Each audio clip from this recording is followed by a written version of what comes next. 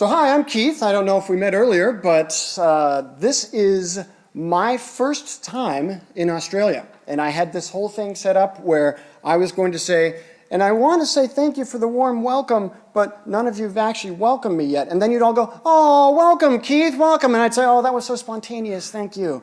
But actually, it has been a warm welcome, and everybody has been fabulous, even though I've been here 3 days. I think I've been hugged more than since I was 12, and it's grand. In fact, one hug I got the other day was from a koala bear. I kid you not. I went on a tour with a friend of mine. I got to hug a koala bear. So really, this has been it. I'm sold on Melbourne. So great job, everyone. 3 days. That's all it took. So here's what we're going to do, and I apologize that I am going to be racing through a little bit of stuff here because well, we are incredibly short on time, as we all know at this point. So the first thing that I need to do is this. Where I'm from, it is at the very least, the minimum that you can do when someone invites you to their house is to say thank you. So to the fine folks at Film Victoria, thank you so much for making this possible. I have wanted to visit Australia and my many game dev friends for a long time, and you have made that a reality. And this has just been a wonderful visit thus far, and I'm only halfway through the week. So thank you so much. Really appreciate it. So here's what we're going to do. Every good meeting should have an agenda. And the first little bit I'm going to race through. I think you know a little bit about me thus far. I'll tell you a little bit more as we go in. And then we're really hitting three main topics here. When we're talking about Silicon Valley and what we could be learning from the tech industry at large, these are three areas that I want to touch on today. So those are the main points. And then I've got a few other things that we're going to hit later on, several critical points on the agenda, so don't leave early because this is all going to be good. So by way of intro, what I want to do is this. I mentioned earlier, if you were in the talks, the keynote and such, that I did a stint in AAA. So I'll go back a little further than that. I got a programming degree right out of university and promptly went to work for a mom and pop company that never shipped a game. Worked there for 1.5 years and then went to Raven Software, where I worked for 11 years. So Raven is now a Call of Duty studio. It's a part of Activision. And I started as a programmer there. Went from 99 to 2006 or so was when I was largely doing programming. And I was eventually, I found myself on a team of 90 people, which at the time was absurdly large. We had no idea how team sizes had grown to that extent. And we started development on the sequel to a multi-platform title, X-Men Legends 2. And we found ourselves with 12 level designers and no one to lead them. No one had been trained from the design team to be a manager of any sort. Nobody else in the company was really prepared to do that. So my understanding of what happened at that point is this. The studio leaders printed out a roster of everyone at the company and started with A and said, could they lead level designers? What about them? What about that? And eventually got to my name, and they said, Keith works with level designers. Let's ask him. So I'm just sitting there, and they come and knock, knock. Keith, do you want to lead a team of level designers? Sure. Okay, and I was a lead. I was a lead. That was my leadership training right there. And I have since come to find out that that is indicative of how many people find their way into different roles in the games industry. Not by the process of being properly prepared and educated and trained, but you just kind of get thrown into it. So what I have done as a result of that experience, fast forward several years from there, I left Raven Software and started doing independent consulting, originally with the goal of taking my project management experience, I had been a producer for several years, and helping other companies not go through all of the problems that I had seen on big budget game development, people working mandatory overtime and these sorts of things. I quickly realized that no matter the quality of your producers, of your production practices, your technical geniuses, if the leaders of the company don't value the people doing the work, you're still going to be working overtime and staying weekends and long nights and these sorts of things. So for the past several years, I have been focusing on people operations. So everything from you're a job seeker looking at the website to thanks for working here for 10 years and you're moving on and finding something else. Everywhere in between. How do we onboard people? How do we help them grow and develop their skills? How do we assess performance? How do we handle interpersonal stuff? All of these sorts of things. So that's what I have been doing for the past several years because that is key to forming healthy cultures in a workplace. And training leaders effectively is key. So that's what I have been focusing on. So now that you have a glimpse into what my perspective is going to bring, let's make sure we've got some basics out of the way. What's this Silicon Valley tech industry that I keep talking about? So that is, in broad terms, that's the Googles and the Apples and the Netflixes, and I kid you not, the 400,000 small companies that all fit into 3 counties in and around San Francisco on the coast of California. I looked it up, 400,000. It boggles the mind.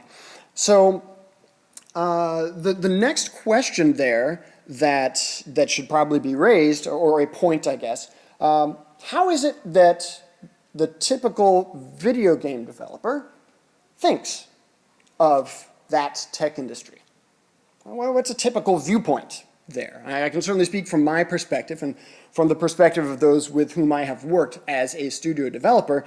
And when you talk about tech industry, that's a them. It's a they. It's not us, right? They have to live in San Francisco. They have to wear Patagonia vests. They work in large glass open-air workspaces. They're all about money. They have no souls. They are what we all might be if we wanted to be millionaires more than we want to create. So there's this intriguing separation that kind of indicates that's them and this is us, and never the twain shall meet. So one thing that I want to do to kind of go through and dispel a little bit of mythology there, I want to play a little bit of a game. This will involve minimal audience participation. I don't want to put you on the spot, but I will need a little bit of assistance from you. We're playing a game that I like to call Tech Employee or Game Dev. And it's about as straightforward as you're imagining it is. So the question I have for you is this. Looking at these two individuals, largely similar in nature and activity, if you had to guess, and you do because you're participating, let me ask you this. So raise your hand if you think that the chap on the left is the game dev. Who thinks the chap on the left is the game dev? Okay, couple folks. All right, who thinks the one on the right is the game dev? Okay, good. It should be everyone else because they're really just the two choices. Okay, you can't. Hope we're clear on that. Okay, so the one on the right is in fact the game dev, and the main reason I know that is it's me! Look at that snappily dressed young man. That was me about 2 years into AAA game development, eating lunch at my desk, if you can call it Taco Bell. Do you have Taco Bell in Australia? Is that one? I hope that's not like a good thing here. Yeah, so that was me in 2000, 2001, something like that. Okay, many of you got that right. Good job. How many of you actually thought, oh, that's him? Right? How many of you did that? Okay, you turned the, I know, you're all smart people. Okay, all right, I didn't fool anyone. Okay, so here's the next one. This is getting progressively difficult. All right, we're going to move to the bonus round soon. So if you had to pick one of these groups, and again, you do, who thinks the group on the left are the game devs? And there are a couple hands, a few people, I'm not sure. Oh, this is a little closer, a little harder. Okay. Now the hands are trickling. Groupthink is setting in. If I waited 30 more seconds, everyone would agree. Okay. Okay, who thinks the ones on the right are the game devs? Okay. Are you surprised? It's probably about 1/3 to 2/3 votes here. So, in fact, the folks on the left are the game devs. High fives for the people that got that one right. These are some folks at Epic Games in North Carolina, in the States, presumably trying to figure out what to do with all the money Fortnite is making. Where do we keep it? I don't know. Let's build a building and put the... I don't know. The folks on the right, I think they work at Facebook or something. I'm not honestly sure. Okay, so here's the last one. Now, I told you we're going to get to the really tricky stuff, and here it is. So one of these photos is a Facebook employee, and one of them is an Oculus VR developer. Who thinks, no, I'm not going to go through that. So the interesting part about this is that's actually a guy I used to work with. His name's R.J. Renola, and he was an artist I worked with at Raven for many years. Great guy. And I do not know for the life of me how he became kind of the poster child for Oculus dev, because I've seen his photo all over the show by now. So go RJ, I guess. Good on you. So something that I want to point out here. For starters, I honestly don't know, with the exception of RJ, who any of these people are. I really just went and Googled San Francisco hipster MacBook latte and got what I got. But another thing worth noting is this, not just the incredible similarities. Look at this, they're all humans, they feature bilateral symmetry, arms on both sides, right? But the demographics between the tech folks and the game folks, pretty much the same. If you noticed from all of those photos, every single person is a white dude, except for one dude that's not white and one white who's not a dude. And that, I think, pretty much is representative of games and tech as industries go. Take that for what it's worth. So I'm not saying that we could be learning things from companies about how to treat people well and how to run our companies well. But that's really what we're here to do. The examples that we're going to go through can teach us things that will help us run companies better, treat people better, because these, by and large, when we're talking about the tech industry, Silicon Valley, these are companies that have money and they love data. And those are things that have led them to develop practices and find research, in some cases fund research, that can be of value to us and prevent certain things from happening that might otherwise occur if we're willing to learn from some of their own missteps and some of their educational endeavors. So that's the intro that I spoke of. Now I want to make sure that we're clear. These are the three areas. We're going to go over one-on-ones. We'll talk about those. It's a subject near and dear to my heart. Soft skills. We won't get nearly enough time to spend on that. I apologize profusely. I'm going to have to cut some stuff somewhere to make up for showing up 15 minutes late. And we'll get to hiring. And we'll talk about some things that we could learn there. And I would posit that regardless of the team that you're on, even a group of university students, hobbyists, or a small group of professionals, regardless of team size or where you fit in the spectrum of companies, I would posit that all of these topics will be of use to you.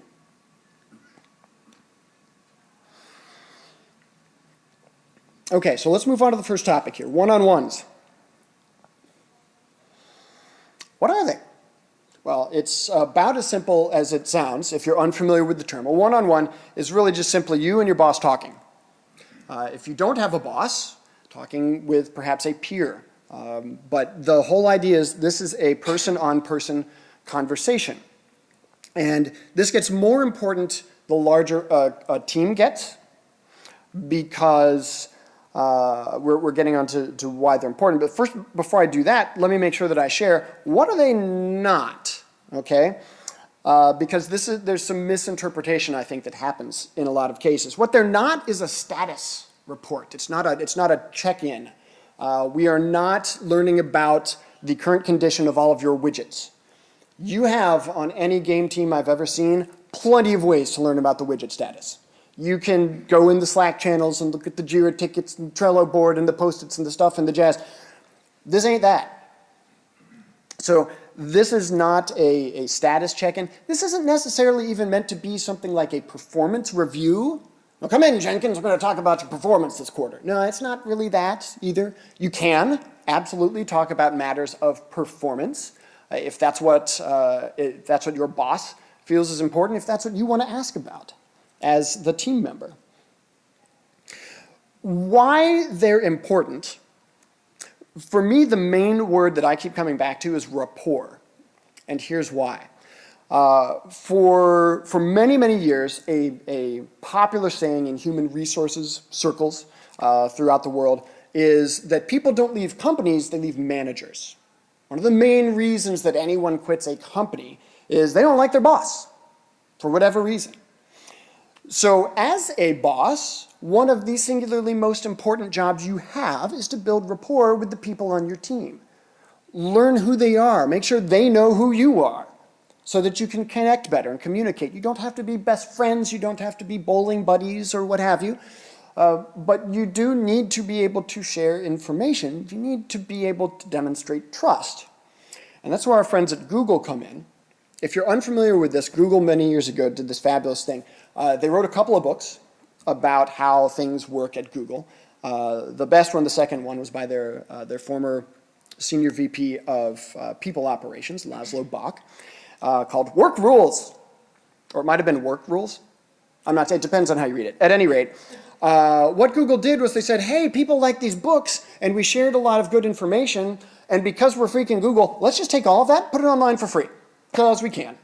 So Rework with Google is an actual thing which you could Google, and you will find that they have this treasure trove of information about how they do what they do internally. How do we hire? How do we manage? What's important to us in a team member?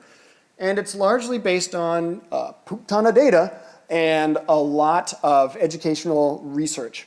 So one of the things that they come up with, and I should point this out as I'm discussing these sorts of things, I have links to all of this stuff in my notes. Ping me afterwards. I hate the thought of everyone sitting here going, well, I'm taking pictures of every slide, but I don't know where the URL goes. Don't. Just contact with me afterwards. I'll send you the notes, and it has all the links. What Google did is they put together a bunch of information about how we manage effective teams. And for them, it comes down to trust. Being able to build that level of two-way communication with one another is critically important to them. So this is something that Google has learned and done research on and talked a lot about. That's something critical that we can learn, and that's what you're building when you have a one-on-one conversation with someone. So that is the main reason that I stress why one-on-ones are so important. Another thing that I will point out here when we get into how to do them well, I have a few sets of resources to share with you.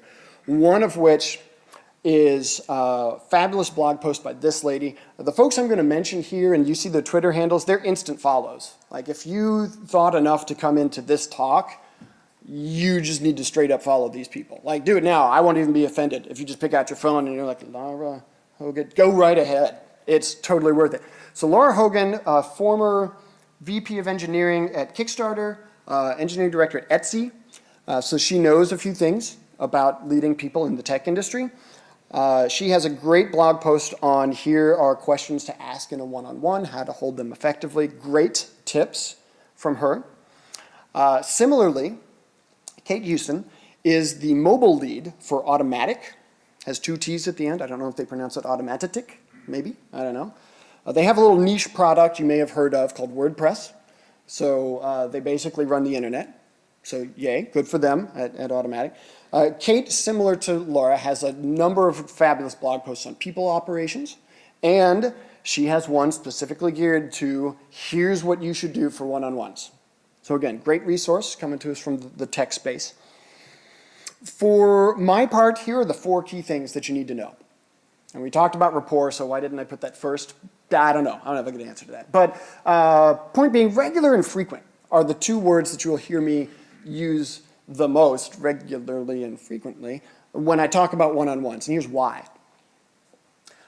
If you don't keep a regularly scheduled meeting with one person on your team, if you tell me, Keith, we're going to talk every Friday at 4 p.m., except this Friday, I have to go play golf. And the next Friday after that, I don't know, I just might not show up. And then the third Friday, what message are you sending to me as supposedly my boss? I'm not important. So you keep these. And if something apocalyptically bad happens, great, you have to reschedule. You tell me immediately, here's when we're rescheduling it and here's why we have to do that. But short of the apocalypse, keep your one-on-ones. You are sending a critical message to people on the team. We will talk, and it will be your time. And frequent, this means different things to different people. I started off as a programmer. I wanted to stay in a dark corner and just be emailed tasks, so I never had to interact with humans. So I get that there are different people that are going to be more and less excited about this. I am still going to say, see point number 4, that everybody should have one-on-ones, so we need to figure out what frequent means to you that isn't something onerous.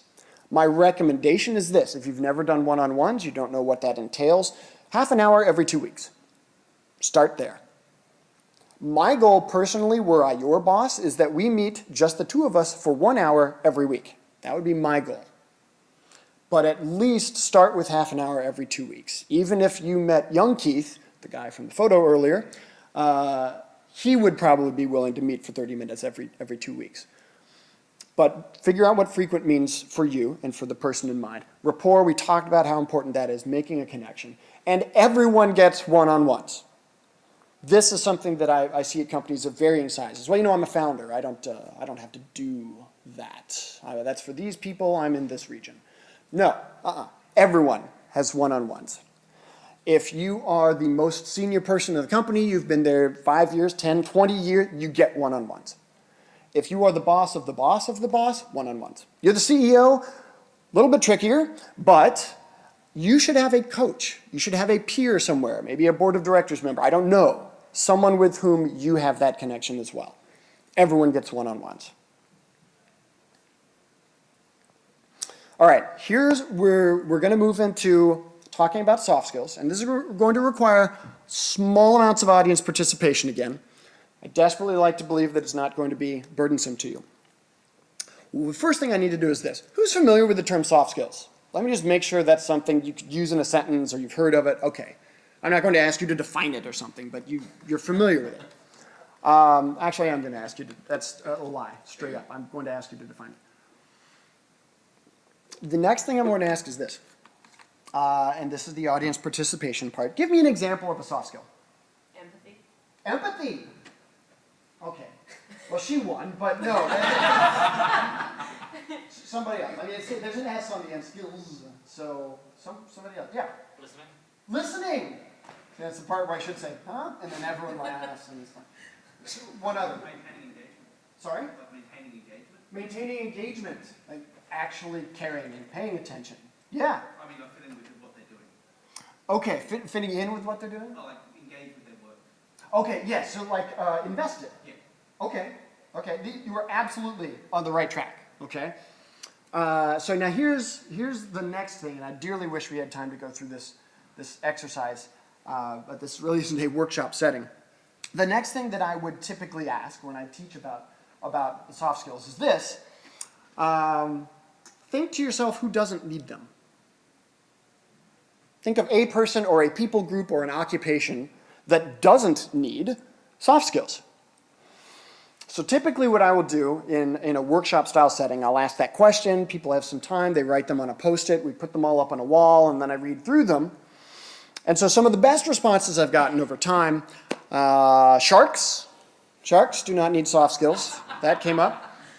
I believe we've had robots, zombies, shepherds were on the list, no soft skills required for shepherds. And then there's the singularly best response I've ever received, that guy Michelle knows.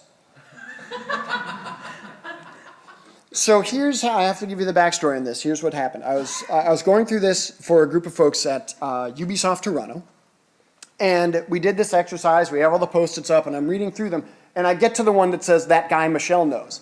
And so I just say, okay, everyone stop. I am so sorry. I try desperately not to single individuals out when we do these sorts of things.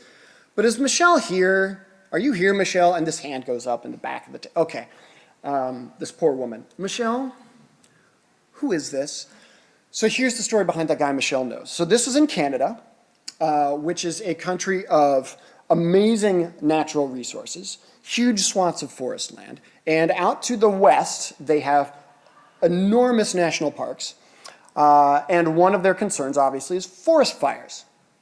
So this guy Michelle knows, for 6 months at a stretch, climbs a fire watch tower and looks through binoculars day in and day out to see if anything's on fire.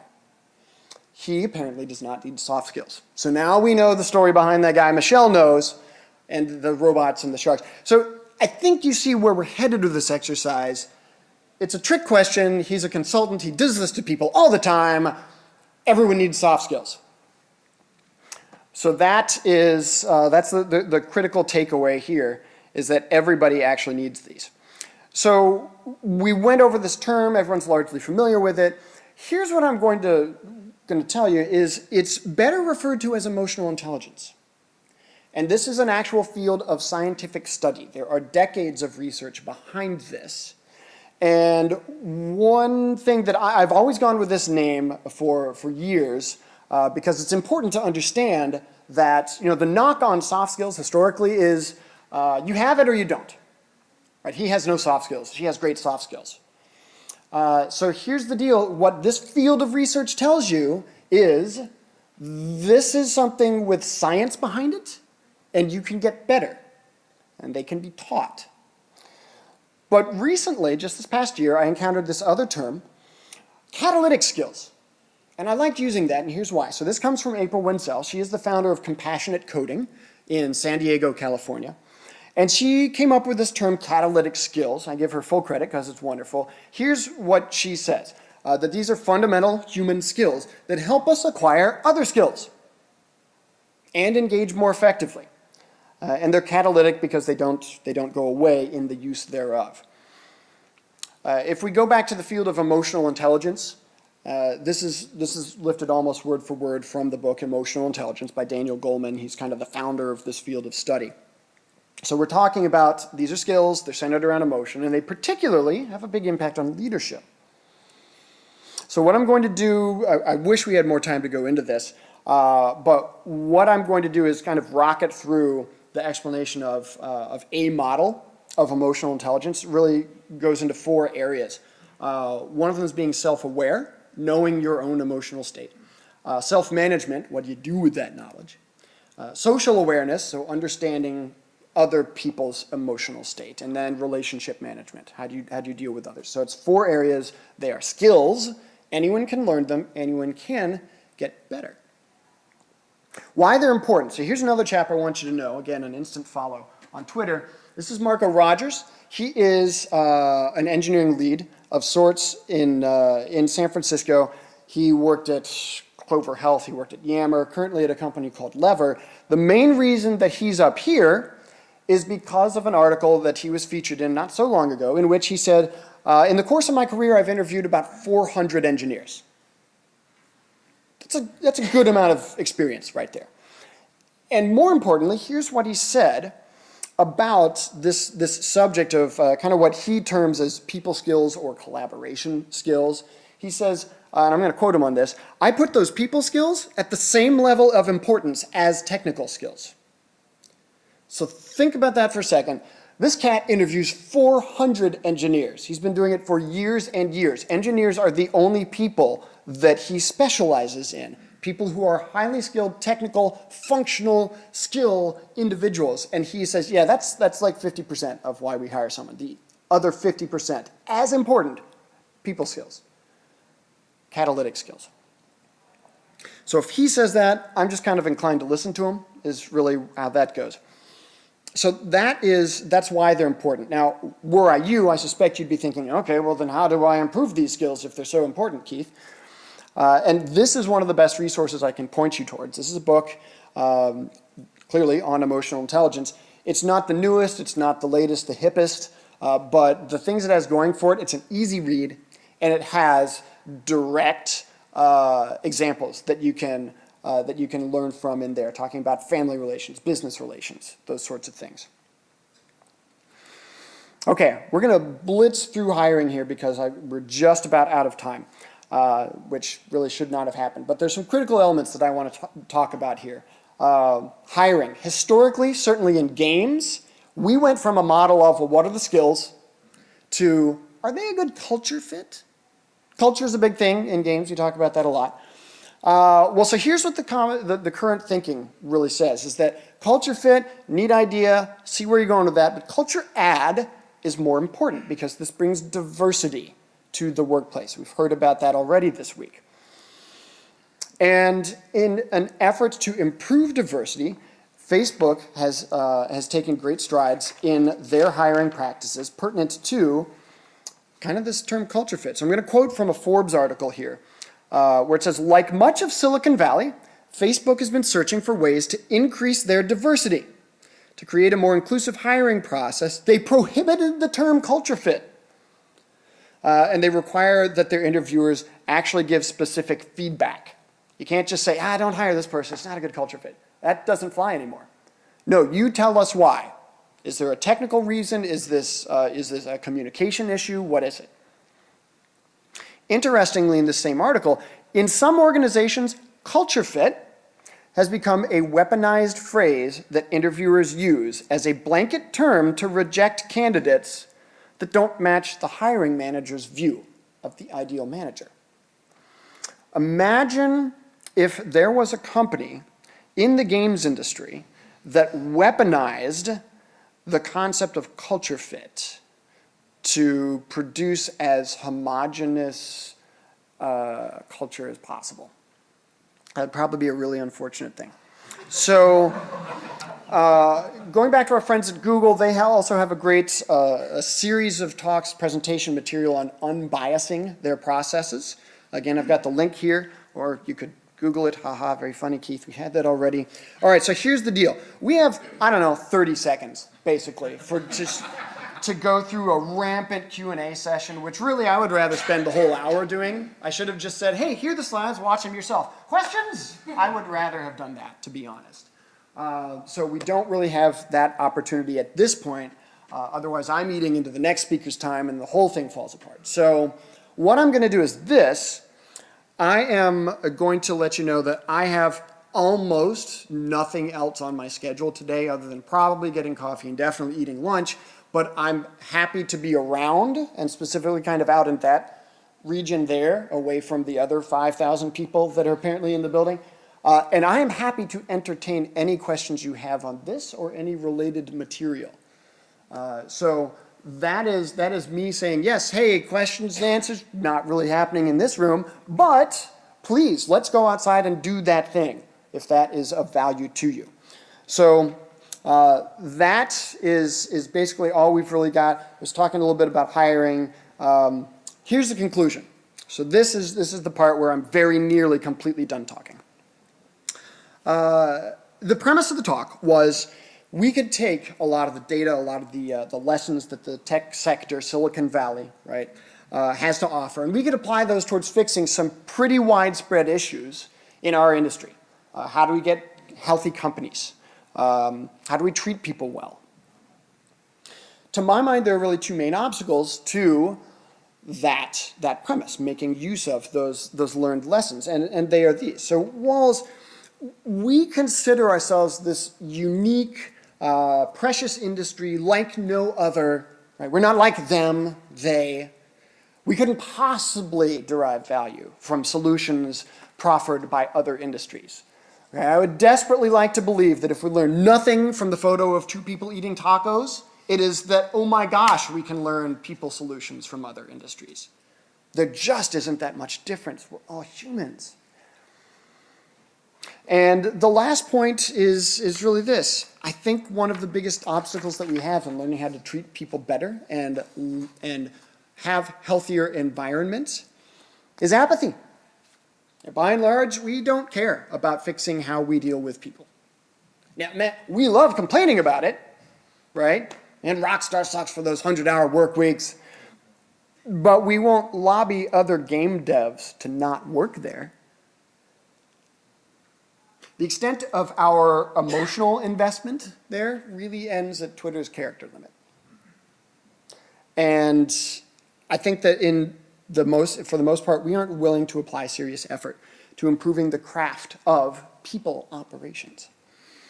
So, you can learn from similar industries. You can read a book before you start a company or hire someone. These are things that we can be doing. Tons of resources, clearly, that are available. We can go out of our way to inform students that are graduating what to look for or what to avoid. These are things that we can be doing. So favorite author of mine, Douglas Adams, Hitchhiker's Guide to the Galaxy, had a really meaningful quote that has carried with me for years. People are a problem.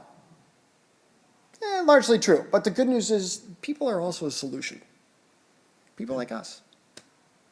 So thank you very much for coming, And if anybody has any questions at all, I'm happy to entertain them shortly outside of the lobby once I unplug 8 different devices, apparently. So thank you so much for your time. I appreciate it.